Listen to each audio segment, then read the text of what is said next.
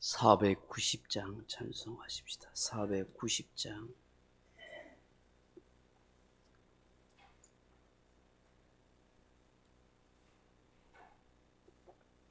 찬송가 490장입니다.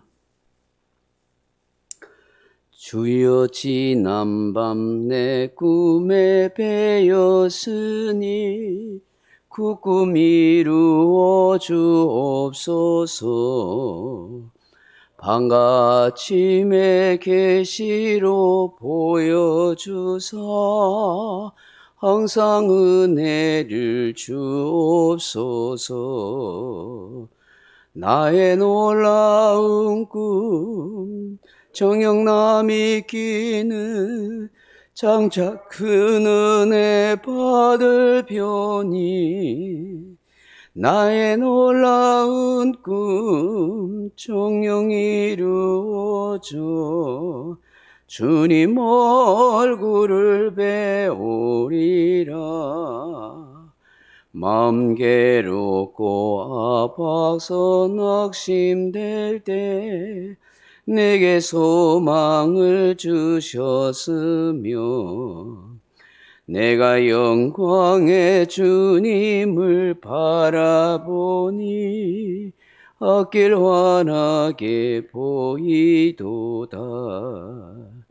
나의 놀라운 꿈 정녕 남이 끼는 장차 큰 은혜 받을 편이 나의 놀라운 꿈 정녕 이루어져 주님 얼굴을 배우리라. 세상 풍조는 나날이 변하여도 나는 내 믿음 지키리니 인생 살다가 죽음이 꿈 같으나 오직 내 꿈은 참되리라. 나의 놀라운 꿈 정녕 남이 끼는 장차 큰 은혜 받을 편이 나의 놀라운 꿈 정녕 이루어져 주님 얼굴을 배우리라. 아멘. 하나님 말씀은 요한복음 10장 30절로 33절 말씀까지 같이 읽겠습니다. 30절입니다. 나와 아버지는 하나이니라 하신대 유대인들이 다시 돌을 들어 치려 하거늘 예수께서 대답하시되 내가 아버지로 말미암아 여러 가지 선한 일로 너희에게 보였거늘 그 중에 어떤 일로 나를 돌로 치려 하느냐. 유대인들이 대답하되 선한 일로 말미암아 우리가 너를 돌로 치려는 것이 아니라 신성 모독으로 인하님이 내가 사람이 되어 자칭 하나님이라 함이로라. 아멘. 할렐루야. 이 새벽에도 또 하나님의 은혜를 구하러 기도하러 오신 여러분들에게 주의 크신 은혜와 위로가 함께하기를 주님의 이름으로 축복합니다. 어제 저녁에 늦게 간증들 이렇게 힘드시죠? 우리 교회는 우리식으로 해야 될 것 같습니다. 금요 기도회다. 야고보서 4장 14절에 보시면 내일 일을 너희가 알지 못하는도다. 너희 생명이 무엇이뇨? 너희는 잠깐 있다가 보이다가 없어지는 안개니라. 그렇게 말씀하십니다. 우리 인생이 무엇이냐? 잠깐 있다가 없어지는 안개와 같아요. 시편 기자는 보면은 우리 인생이 풀과 같고 그 영화가 풀의 꽃과 같아. 그렇게 말씀하십니다. 아침에 있다가 잠시 햇살이 비치면 쓰러지는 그런 안개와 같이 정말 우리의 인생은 별것 아닌 것 같아요. 영원한 시간을 생각하면 우리가 사는 80년, 90년, 100년의 인생은 찰나에 불과하다. 그렇게 말할 수 있습니다. 그렇지만 우리는 영원한 하나님, 또 영원한 하나님 나라에서 영원한 생명을 누리며 주와 함께 살게 될 것입니다. 우리는 날마다 이 진리를 확신하고 소망 가운데 살아가야 될 줄로 믿습니다. 사람이 사람답게 살아가는 데서 중요한 것이 정말 없습니다. 사람이 사람답게 살아가는 것보다 더 가치 있고 의미 있고 중요한 삶은 없다 하는 것입니다. 사람이 되어 사람답게 사는 것, 그것이 창조주 하나님이 우리 인간을 만드신 창조의 목적이라 그렇게 말할 수가 있습니다. 근데 사람이 사람답게 사는 데 있어서는 두 가지 중요한 것이 있습니다. 하나는 잠깐 사는 것이고 하나는 영원히 사는 것입니다.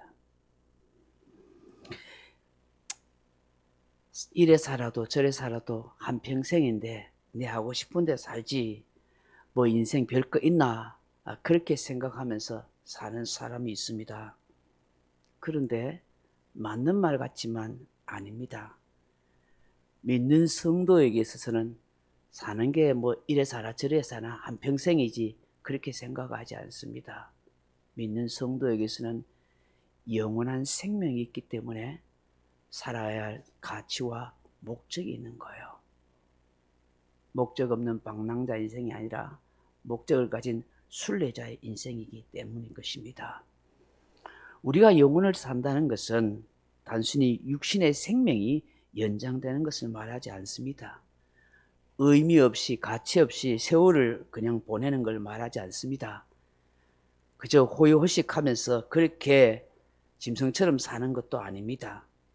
우리는 목적이 있는 인생이요, 사명이 있는 인생이요, 하나님을 영화롭게 하는 삶을 살아가는 인생이다 하는 것입니다. 생각해 보시면 죄로 말미암아 멸망의 길로 갔건 영원히 본질상 진노의 자녀일 수밖에 없는 우리들이 주의 복음으로 생명을 얻고 영혼의 구원함을 받은 하나님의 사람이 된 것이 아닙니까?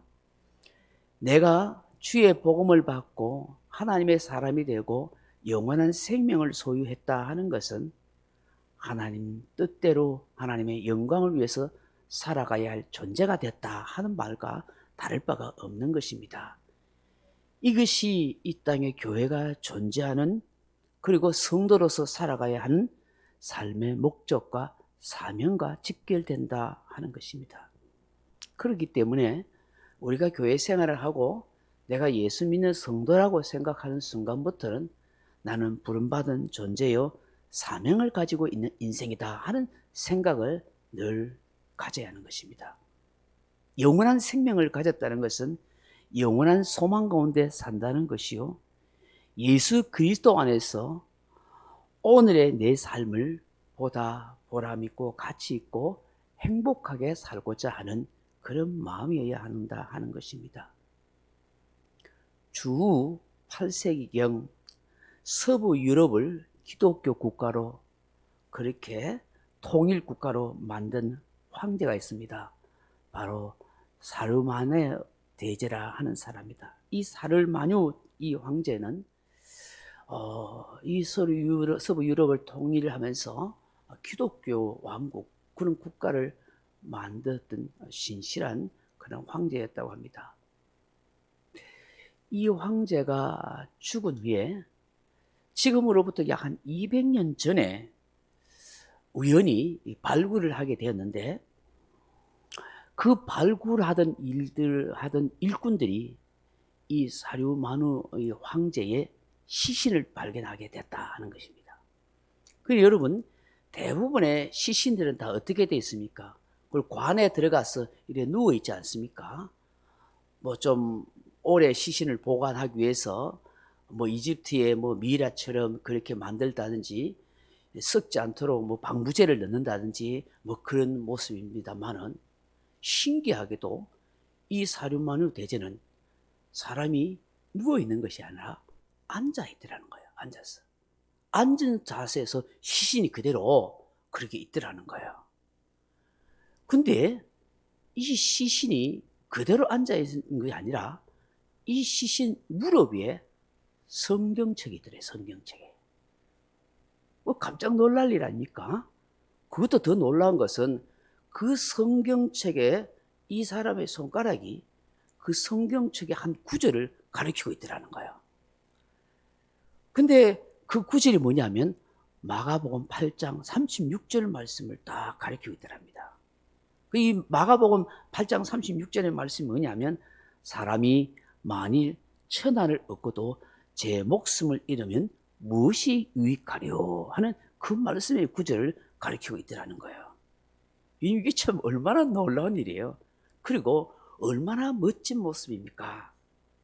천하를 통일했던 이 황제가 마지막 죽음을 맞이해서 죽을 때 앉아서 이 손가락으로 성경 말씀을 무릎 속에 올려놓고 마가복음 8장 36절 사람이 만일 온 천하를 얻고도 제 목숨을 잃으면 무엇이 유익하리냐 하는 이 말씀을 가르치고 그렇게 죽어 있더라는 거예요. 그야말로 그런 상태로 미라 상태로 있더라는 거예요.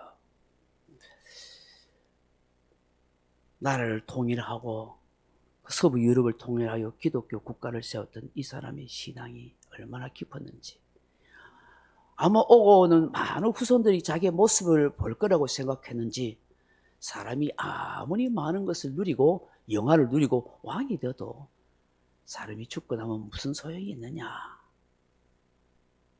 사람에게 진정한 가치가 뭐냐 하는 것을 교훈하고 깨닫게 했던 모습인 것이죠. 천하 만국에서 유명한 이름을 떨치고 온 북이 영화를 누렸던 솔로몬을 한번 생각해 보십시오. 전도서에서 헛되고 헛되며 헛되고 헛되니 모든 것이 헛되도다고 말씀하지 않습니까? 사유만유 대제나 솔로몬이나 인생을 깨달은 것이에요.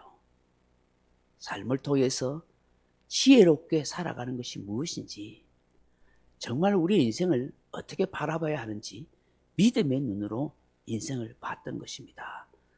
자신들의 모습을 통해서 오고 오는 모든 후손들에게 무엇이 중요하고 무엇이 가치 있는 인생인가를 깨우쳐 줬던 것 같습니다.